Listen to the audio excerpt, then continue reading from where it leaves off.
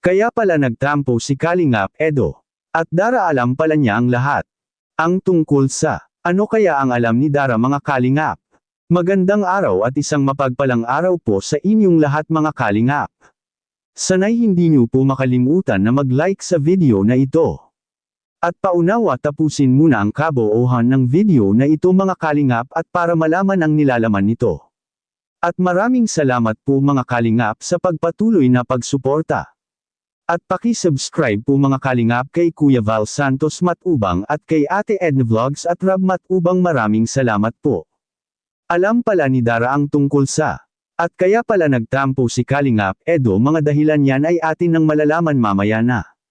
Pag-usapan muna natin mga Kalingap ang samahan nila ni VNC at Edo na tanging ang kulang na lang nag-agawi ni Edo ay papaniwalain niya si VNC mga Kalingap at ipapakita niya na seryoso siya sa mga ginagawa niya. Ito ang gusto ng mga viewers na kung saan sana maglaan rin si Edo ng oras kay VNC. Ngayon mga Kalingap ay talagang makakapaglaan talaga si Kalingap Edo kay VNC ng oras dahil si VNC ay pwede na nitong mabisita sa tinitirahan niya. At hindi na makapagsabi ang ilan na si Edo ay hindi pinapahalagahan si VNC dahil ang totoo ginagawa ni Kalingap Edo ang lahat para kay VNC. Hindi maging successful ang EDC kung wala ang nag-iisang Kalingap Edo. Ang kailangan lang talaga na gagawin ni Edo magseryoso siya kay VNC at sa mga sinasabi niya kay VNC at para maramdaman ni VNC na hindi siya nagbibiro, at samantala alam pala ni Dara ang tungkol sa pagtampo ni Edo. Bakit nagtampo si Kalingap Edo? Yan ang ating makikita sa video.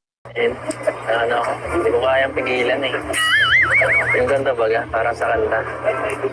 Isang tingin mo lang, nawawala. Nawawala lahat ng galit ko. Pambihira ka. Bakit galit ka sa akin? Di mo ako in-invite kagabi ay. In-invite talaga kita. In-invite kita. Sabi mo susunduin ng mag ako sa buwag na. Kasi sabi mo 8 p.m. pa lang. Eh di, so, kung naman, ano naman ng tema, ano na yung mapupunan na yung tao doon sa kapatid. Mamali na tayo. Pinag-nama ako eh. Nasaktan ako doon. Ay, grabe. Ang gagawin ko para ano, para mawala yung tampo ko. Ano? Na gusto mong gawin. Naligaw ka dyan, no? Ano? Wala ka dyan. Naligaw ka dyan. Wala na. Wala na. Sabi mo, sorry Edo. Ayun. Ay, wala na. Sorry, Ed. Sorry na kasi, baby. Dapat pag mahal mo, hindi ka nahihiya. Nag-ano ka eh, nag-hesitate ka. Ikaw daw, ikaw kasi kung John sigaw. Wala akong kasalanan. Wala mo din akong kasalanan. Bahala ka. Bahala ka nga. Kasalanan mo yan, tinalugin mo. Bahala. Sige na. Ano? Hindi mo gagawin? Tara na sa baba. Pinapatagal pa natin, no? Napapauwi na ako eh.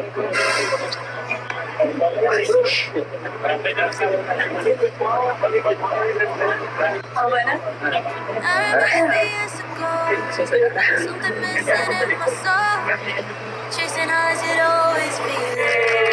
Nagtampo si Kalingap Edo dahil hindi siya na-invite ni VNC mga Kalingap, at gusto niya talagang puntahan si VNC sa araw na iyon. Anong masasabi niyo po tungkol dito? Please comment and God bless you all.